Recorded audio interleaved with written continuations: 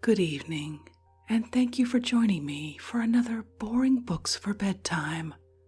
I hope tonight's selection provides all the boredom your busy brain needs to quiet down and let you get some sleep.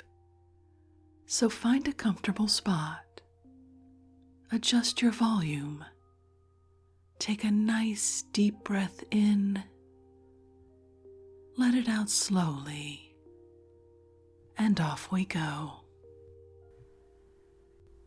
Before we begin, I'd like to give a special shout out of thanks to Emily, who just found this podcast 2 weeks ago and has already become a patron.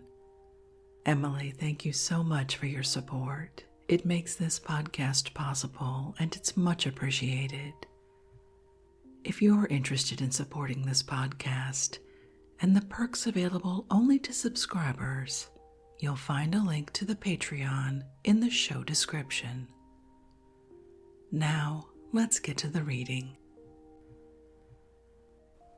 Tonight, we're continuing with a classic, The Republic of Plato, translated into English with introduction, analysis, marginal analysis, and index by Benjamin Jowett, M.A., Master of Balliol College, Regius Professor of Greek in the University of Oxford, Doctor of Theology of the University of Leiden.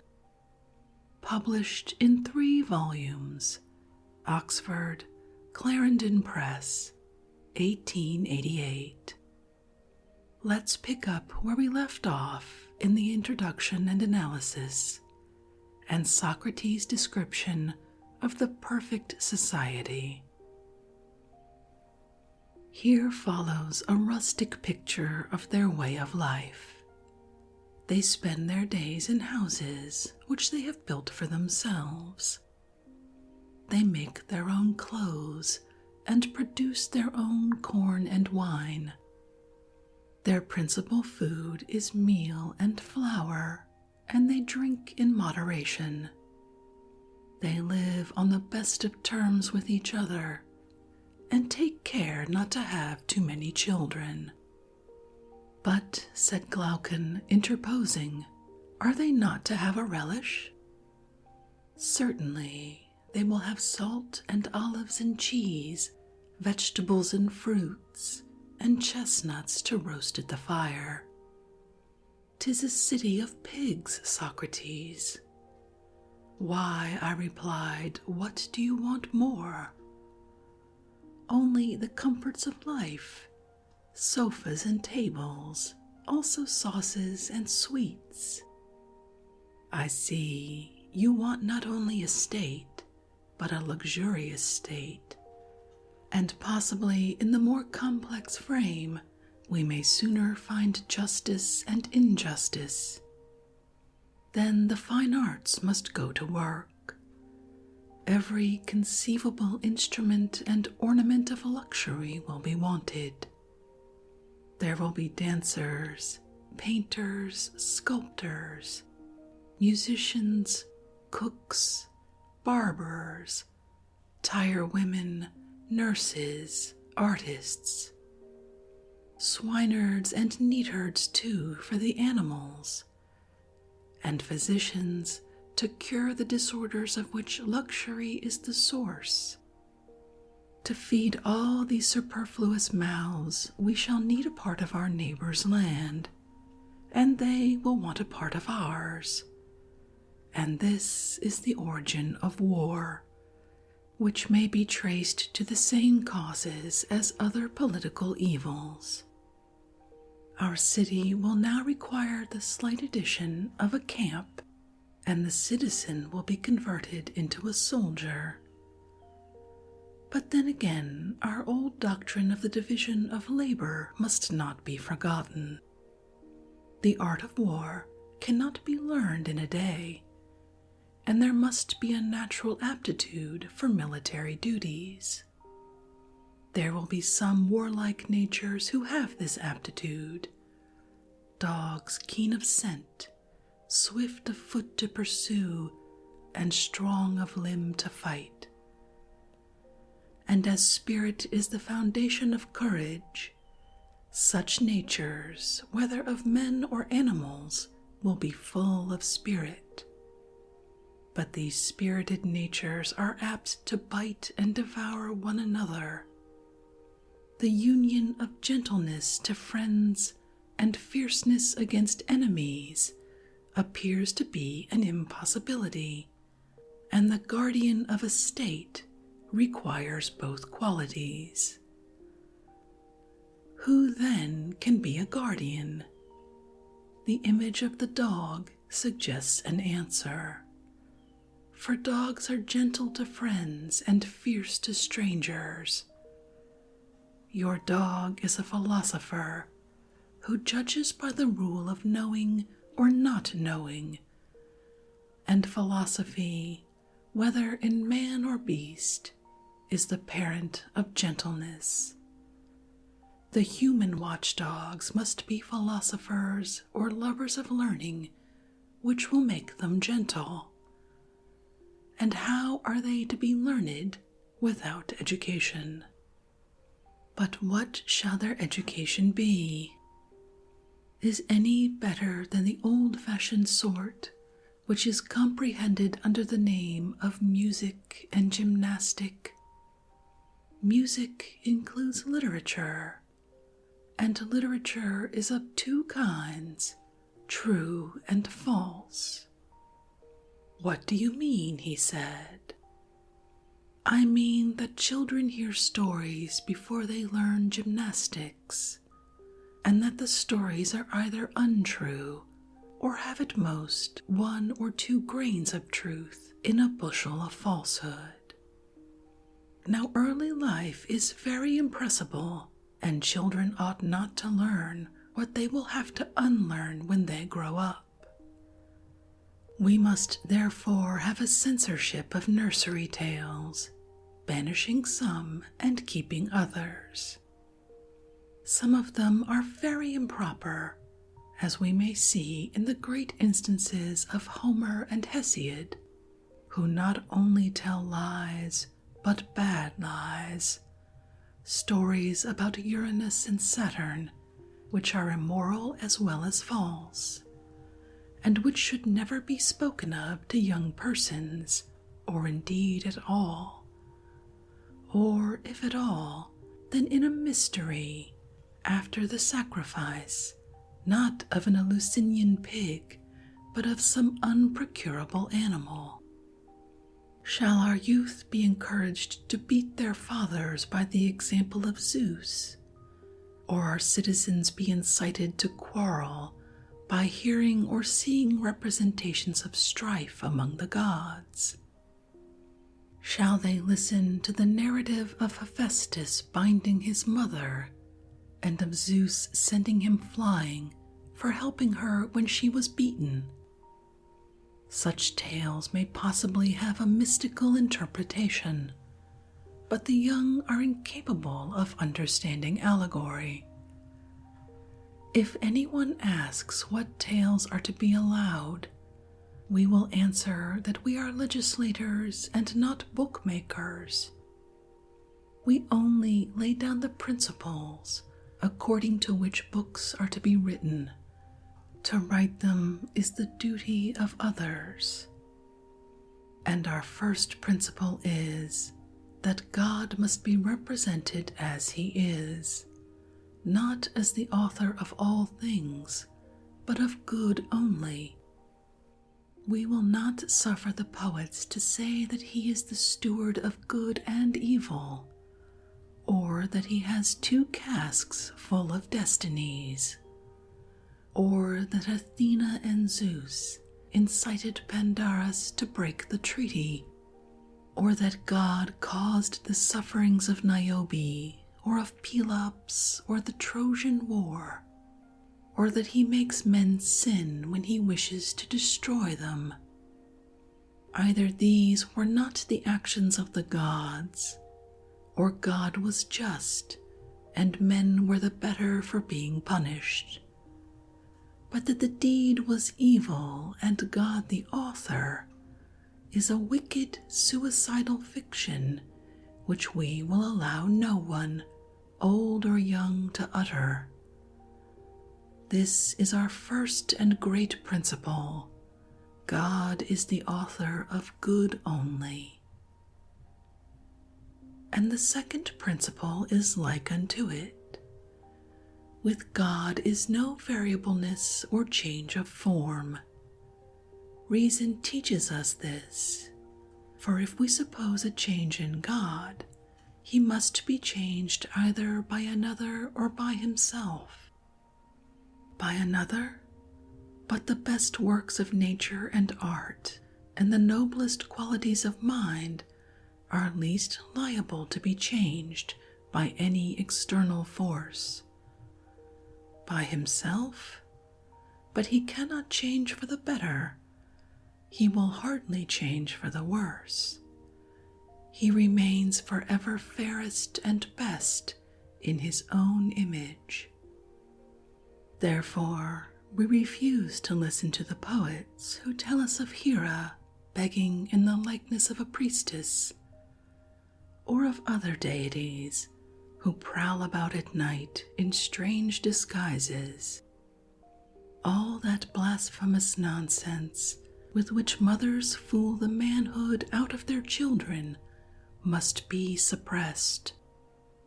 But someone will say that God, who is himself unchangeable, may take a form in relation to us. Why should he? For gods as well as men hate the lie in the soul or principle of falsehood.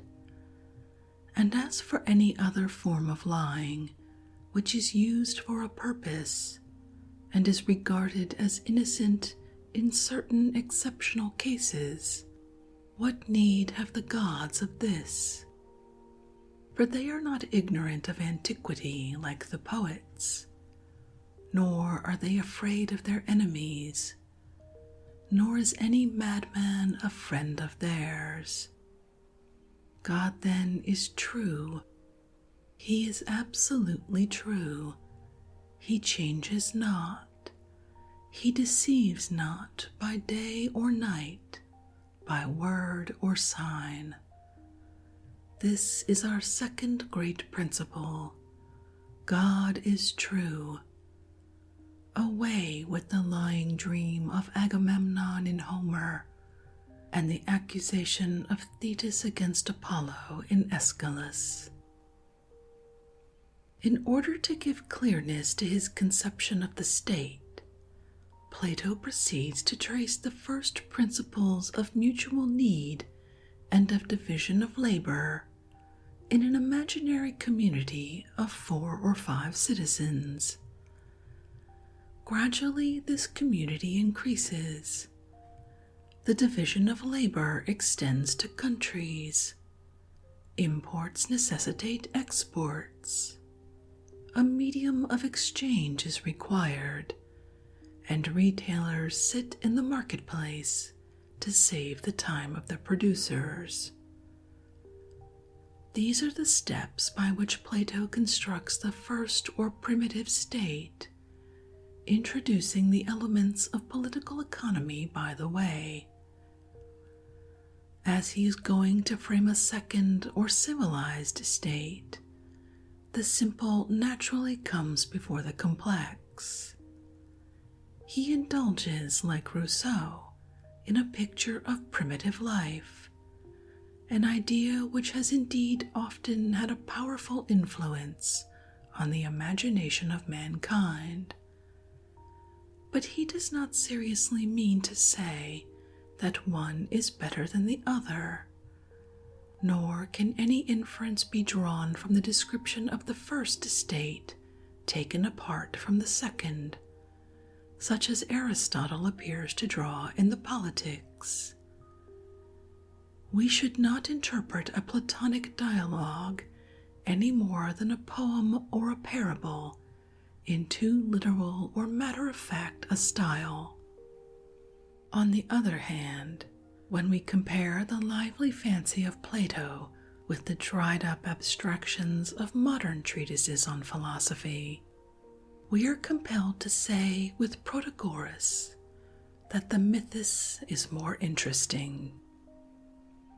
Several interesting remarks, which in modern times would have a place in a treatise on political economy, are scattered up and down the writings of Plato, especially laws, population, free trade, adulteration, wills and bequests, begging, eryxius, value and demand, republic, division of labor.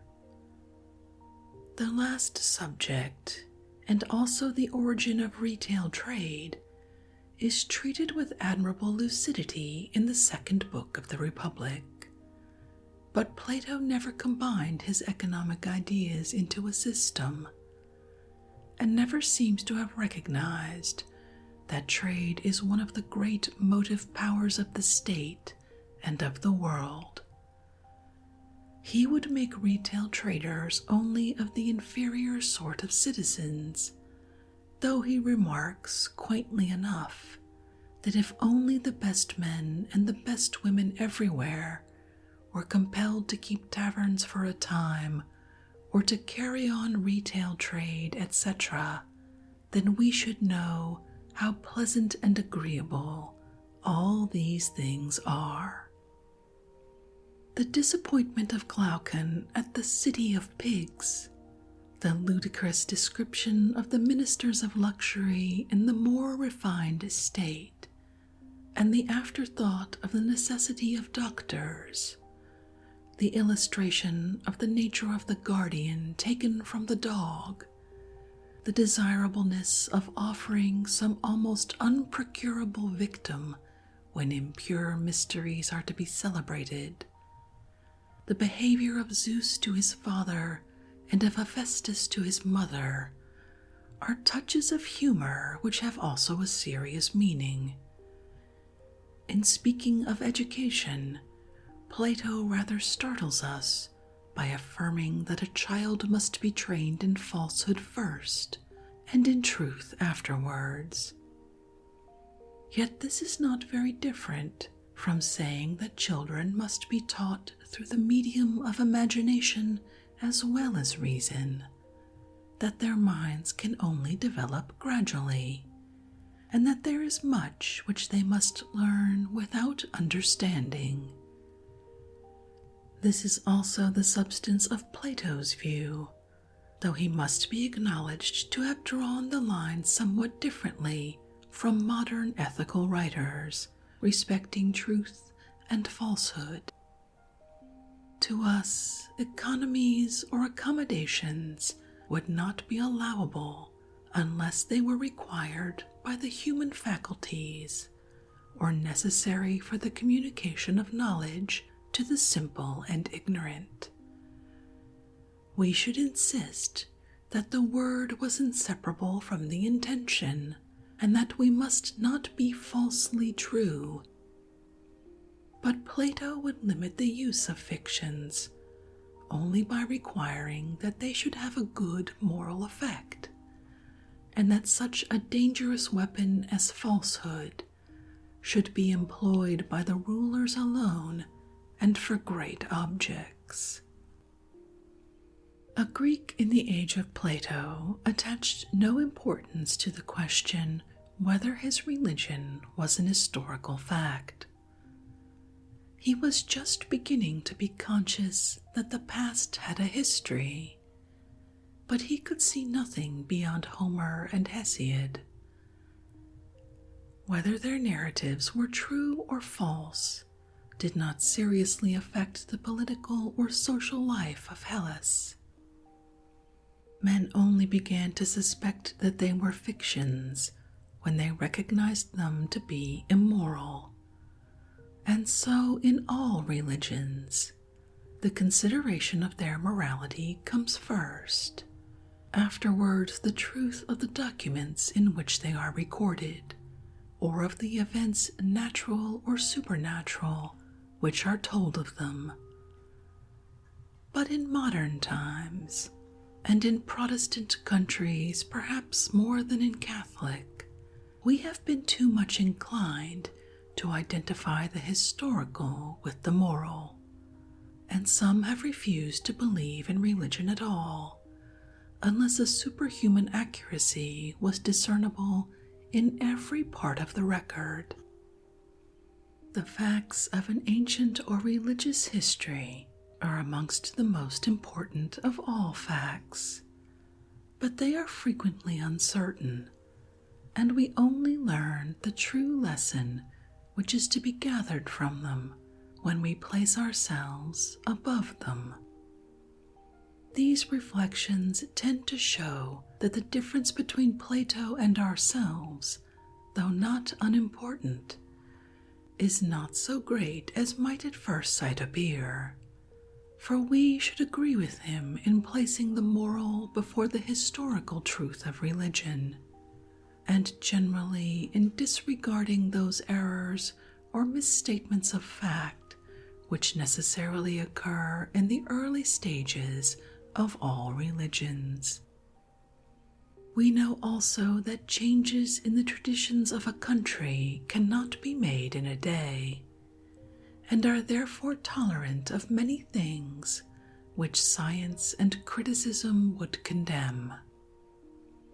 We note in passing that the allegorical interpretation of mythology, said to have been first introduced as early as the 6th century before Christ by Theogenes of Rhegium, was well established in the age of Plato, and here, as in the Phaedrus, though for a different reason, was rejected by him.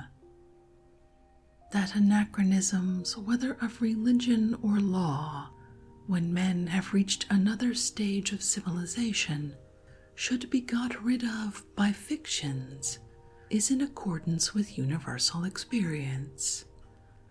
Great is the art of interpretation, and by a natural process, which when once discovered was always going on, what could not be altered was explained away. And so, without any palpable inconsistency, there existed side by side two forms of religion: the tradition inherited or invented by the poets, and the customary worship of the temple.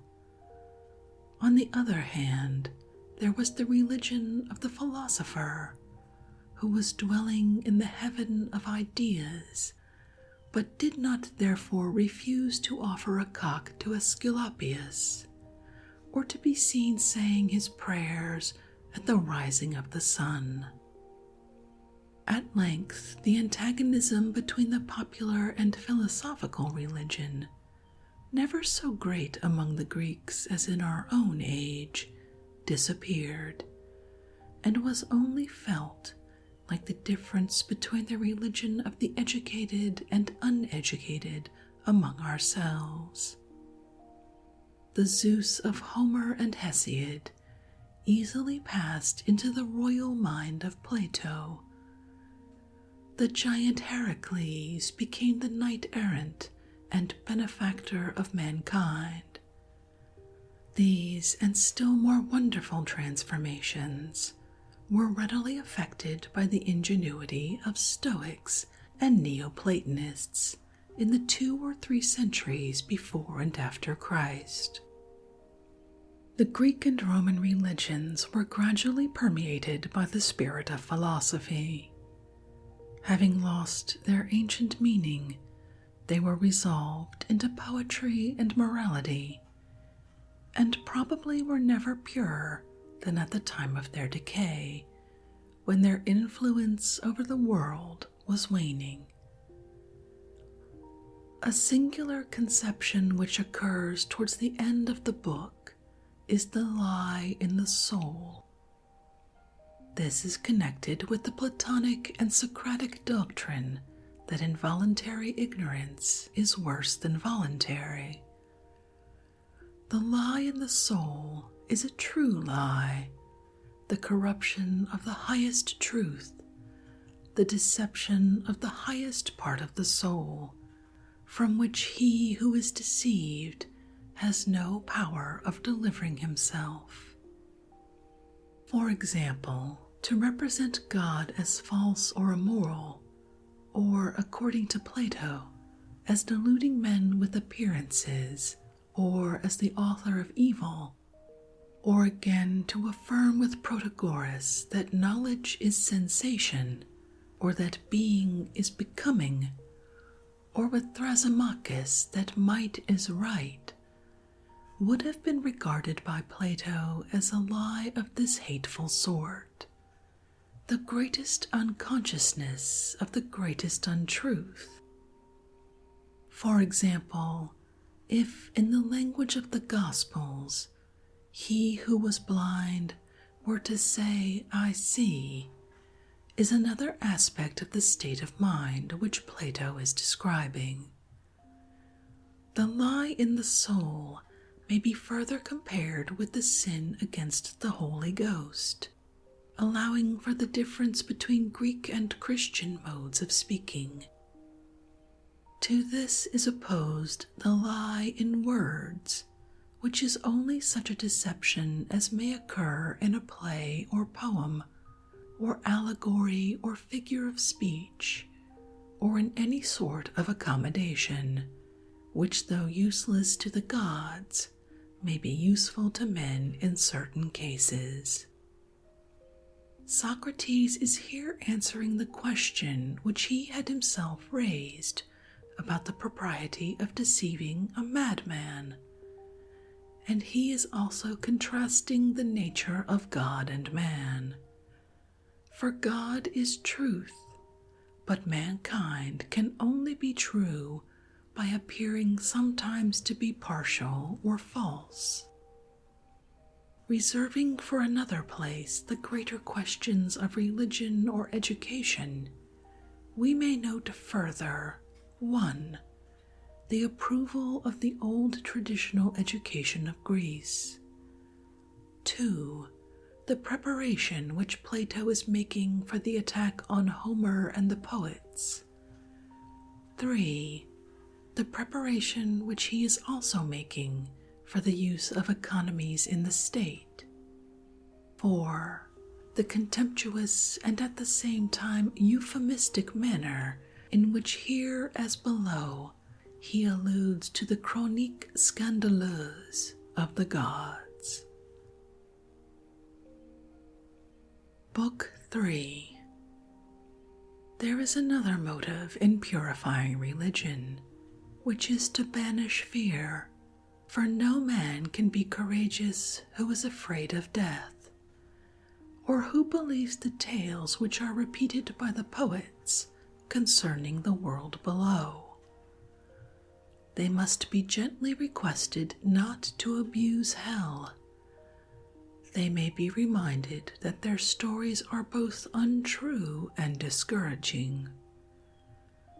Nor must they be angry if we expunge obnoxious passages, such as the depressing words of Achilles, "I would rather be a serving man than rule over all the dead," and the verses which tell us of squalid mansions, the senseless shadows, the flitting soul mourning over lost strength and youth, the soul with a gibber going beneath the earth like smoke, or the souls of the suitors which flutter about like bats. The terrors and horrors of Cocytus and Styx, ghosts and sapless shades, and the rest of their Tartarian nomenclature must vanish. Such tales may have their use, but they are not the proper food for soldiers. As little can we admit the sorrows and sympathies of the Homeric heroes. Achilles, the son of Thetis, in tears, throwing ashes on his head, or pacing up and down the seashore in distraction. Or Priam, the cousin of the gods, crying aloud, rolling in the mire. A good man is not prostrated at the loss of children or fortune, neither is death terrible to him, and therefore lamentations over the dead should not be practiced by men of note.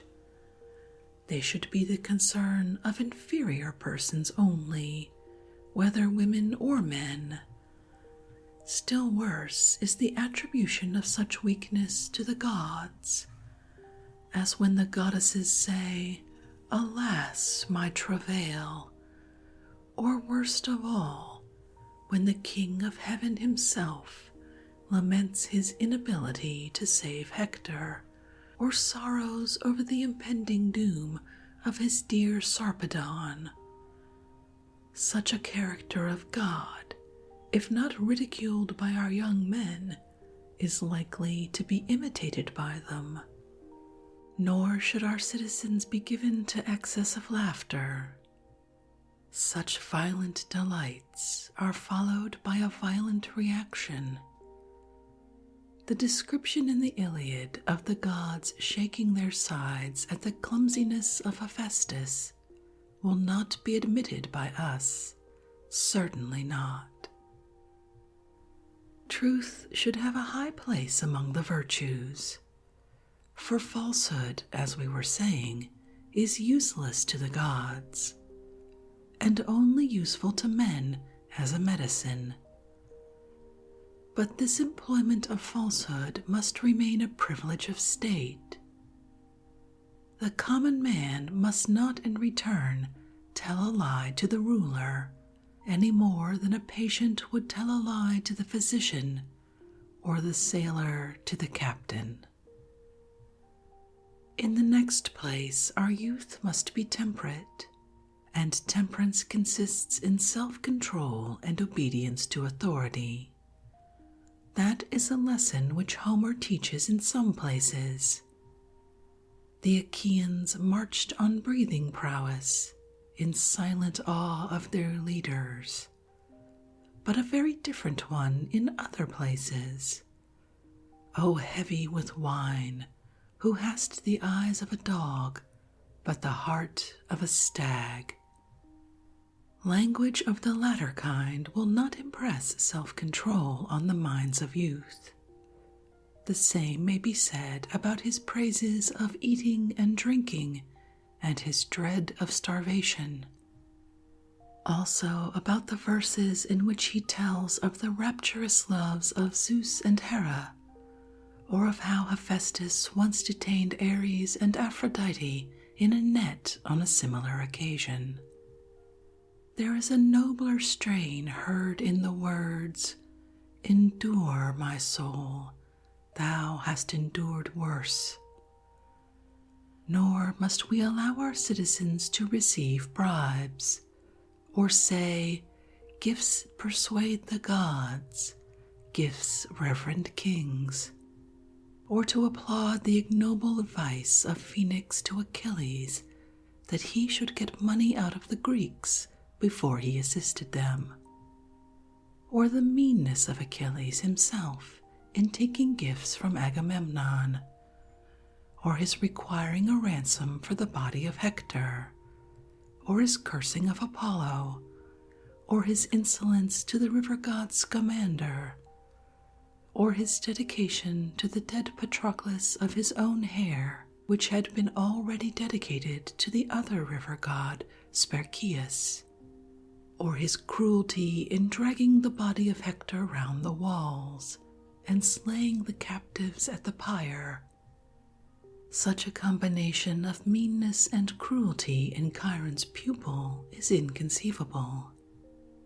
The amatory exploits of Perithous and Theseus are equally unworthy. Either these so-called sons of gods were not the sons of gods, or they were not such as the poets imagine them, any more than the gods themselves are the authors of evil. The youth who believes that such things are done by those who have the blood of heaven flowing in their veins will be too ready to imitate their example. Enough of gods and heroes. What shall we say about men? What the poets and storytellers say, that the wicked prosper and the righteous are afflicted, or that justice is another's gain. Such misrepresentations cannot be allowed by us.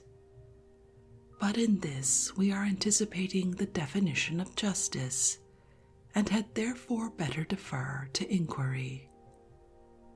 The subjects of poetry have been sufficiently treated.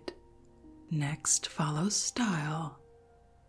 Now all poetry is a narrative of events past, present, or to come, and narrative is of three kinds: the simple, the imitative, and a composition of the two. An instance will make my meaning clear.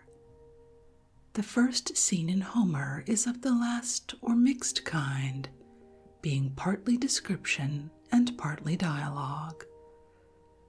But if you throw the dialogue into the oratio obliqua, the passage will run thus. The priest came and prayed Apollo that the Achaeans might take Troy and have a safe return, if Agamemnon would only give him back his daughter. And the other Greeks assented, but Agamemnon was wroth, and so on. The whole then becomes descriptive, and the poet is the only speaker left. Or if you omit the narrative, the whole becomes dialogue. These are the three styles. Which of them is to be admitted into our state? Do you ask whether tragedy and comedy are to be admitted? Yes, but also something more. Is it not doubtful whether our guardians are to be imitators at all? Or rather, has not the question been already answered? For we have decided that one man cannot in his life play many parts, any more than he can act both tragedy and comedy, or be rhapsodist and actor at once. Human nature is coined into very small pieces, and as our guardians have their own business already, which is the care of freedom, that they will have enough to do without imitating. If they imitate, they should imitate, not any meanness or baseness, but the good only. For the mask which the actor wears is apt to become his face. They must not represent slaves or bullies or cowards, drunkards or madmen or blacksmiths, or neighing horses or bellowing bulls, or sounding rivers, or a raging sea. A good or wise man will be willing to perform good and wise actions, but he will be ashamed to play an inferior part, which he has never practiced, and he will prefer to employ the descriptive style with as little imitation as possible. The man who has no self-respect, on the contrary, will imitate anybody and anything, sounds of nature and cries of animals alike. His whole performance will be imitation of gesture and voice. Now, in the descriptive style there are few changes, but in the dramatic there are a great many. Poets and musicians use either, or a compound of both, and this compound is very attractive to youth and their teachers, as well as to the vulgar. But our state, in which one man plays one part only, is not adapted for complexity. And when one of these polyphonous, pantomimic gentlemen offers to exhibit himself and his poetry, we will show him every observance of respect, but at the same time tell him that there is no room for his kind in our state. We prefer the rough, honest poet, and will not depart from our original models. Next, as to the music, a song or ode has three parts: the subject, the harmony, and the rhythm, of which the two last are dependent upon the first. As we banished strains of lamentation, so we may now banish the mixed Lydian harmonies, which are the harmonies of lamentation.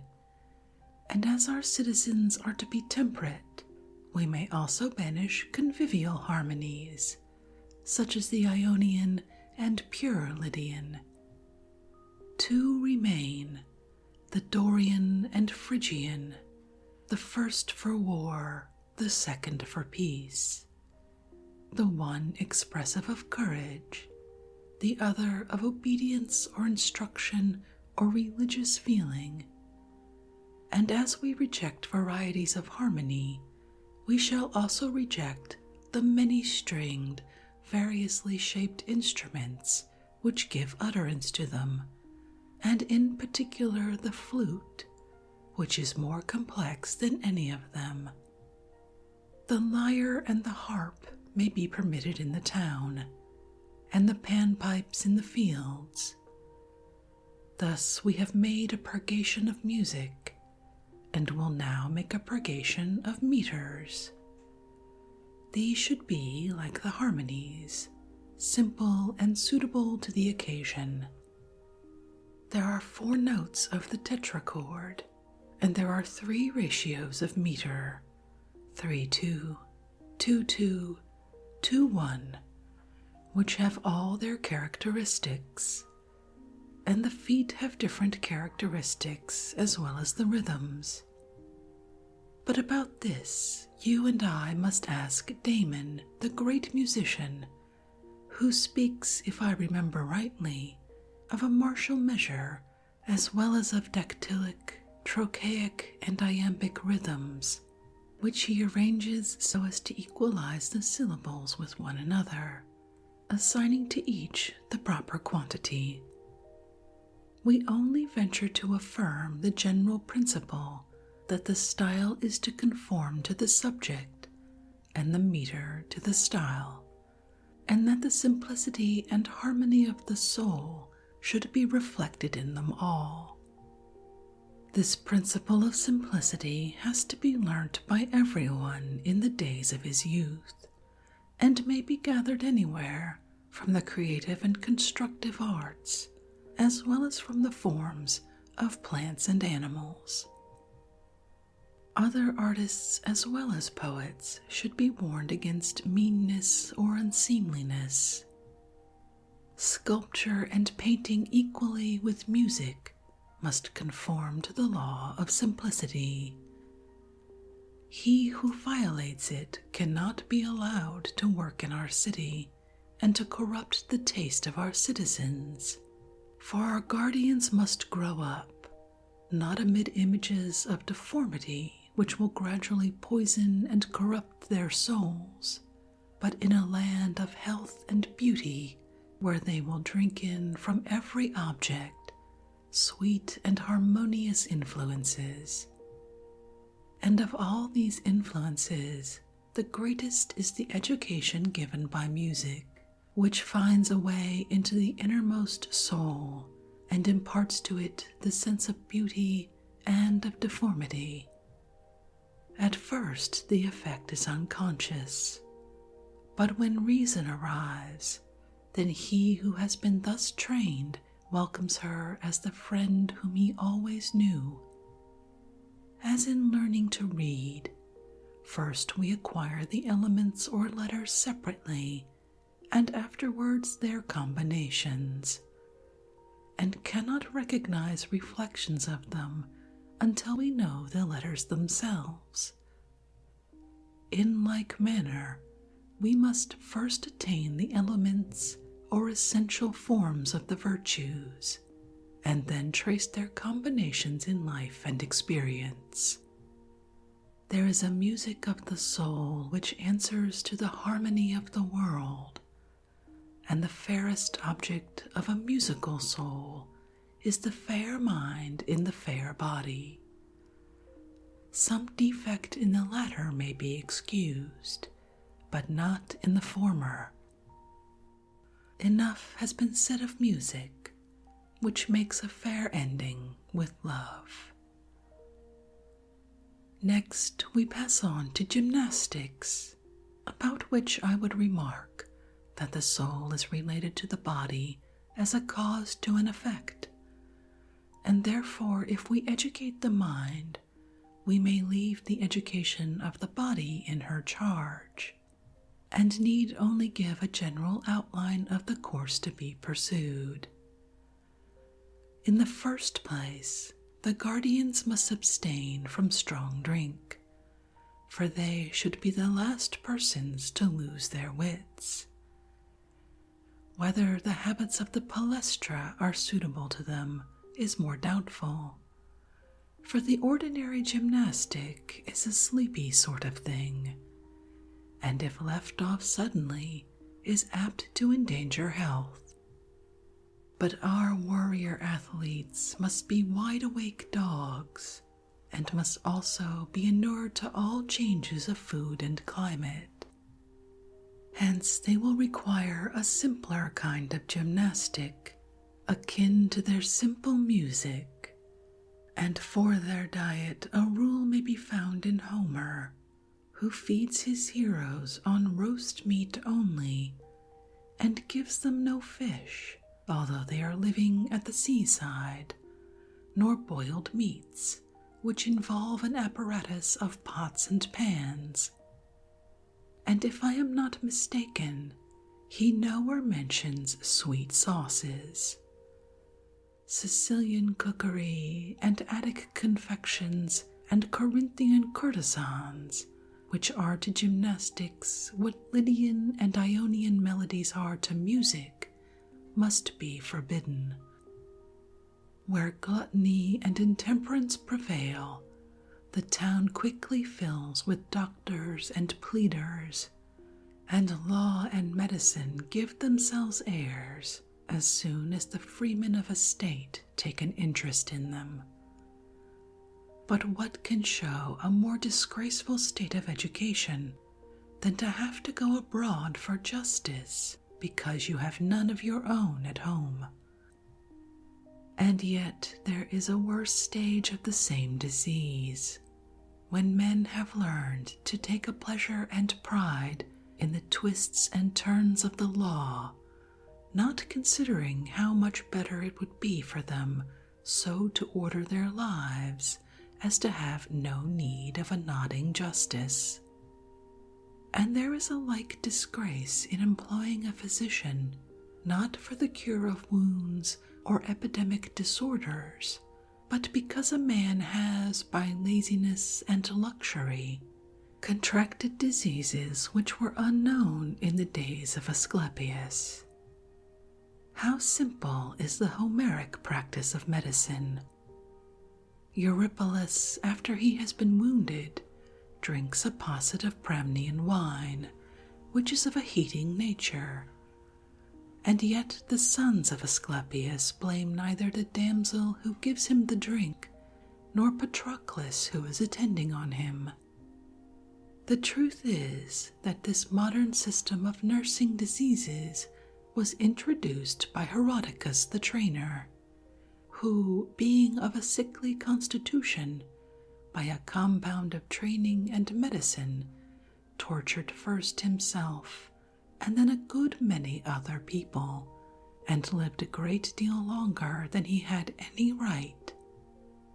But Asclepius would not practice this art, because he knew that the citizens of a well-ordered state have no leisure to be ill, and therefore he adopted the kill or cure method, which artisans and laborers employ. They must be at their business, they say, and have no time for coddling. If they recover, well. If they don't, there is an end of them. Whereas the rich man is supposed to be a gentleman who can afford to be ill. Do you know a maxim of Phocylides, that when a man begins to be rich, or perhaps a little sooner, he should practice virtue. But how can excessive care of health be inconsistent with an ordinary occupation, and yet consistent with that practice of virtue which Phocylides inculcates?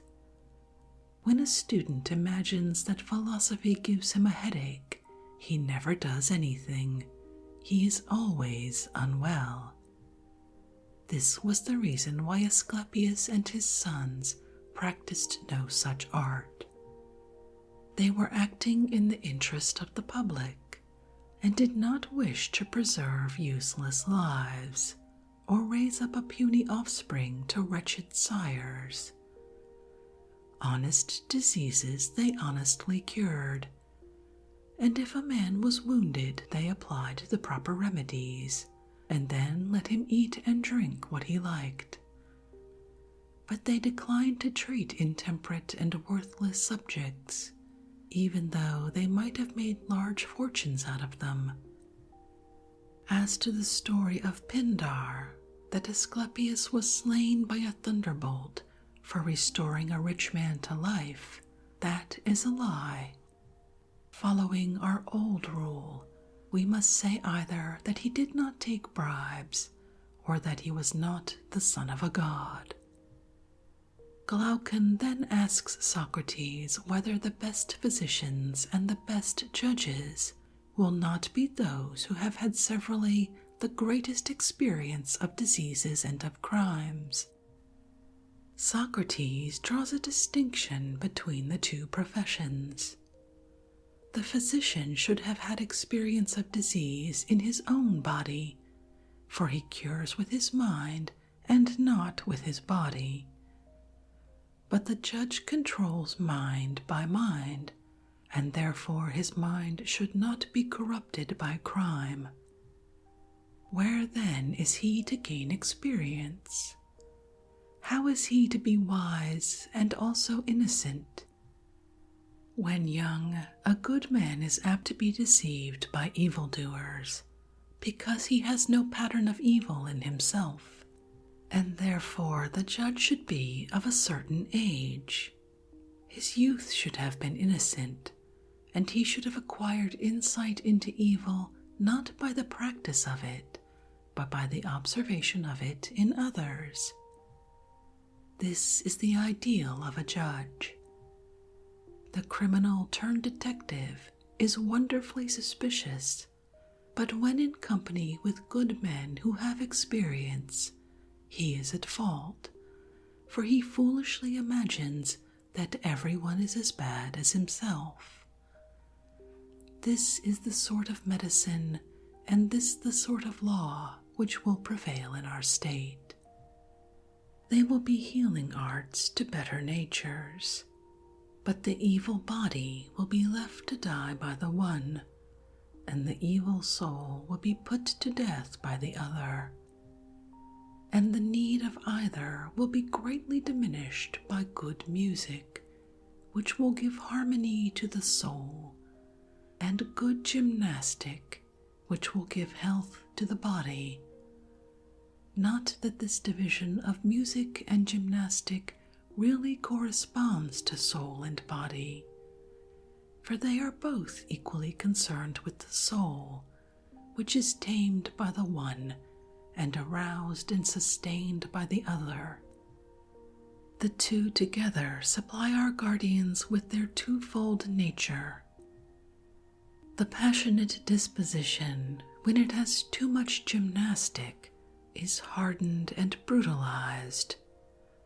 The gentle or philosophic temper which has too much music becomes enervated. While a man is allowing music to pour like water through the funnel of his ears, the edge of his soul gradually wears away, and the passionate or spirited element is melted out of him. Too little spirit is easily exhausted. Too much quickly passes into nervous irritability. So again the athlete, by feeding and training, has his courage doubled, but he soon grows stupid.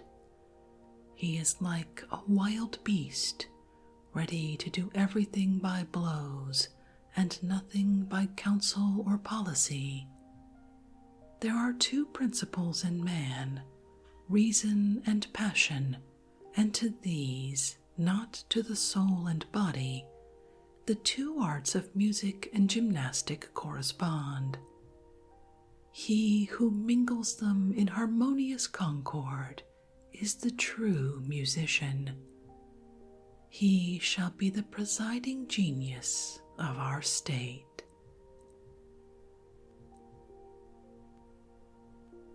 And with that, I think we'll end this evening's reading from The Republic by Plato, translated and analyzed by Benjamin Jowett. We only have another 200 pages of Jowett's introduction to go before actually getting to The Republic, so we'll be returning to this one again and again. If you'd like to skip ahead and read The Republic for yourself, as always, you'll find a link to a free ebook version from Project Gutenberg in the show description.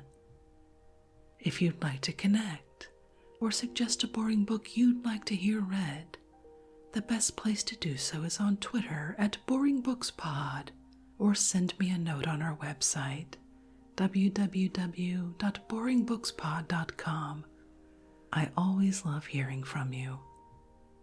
Thank you so much for joining me this evening. Until our next boring book, good night.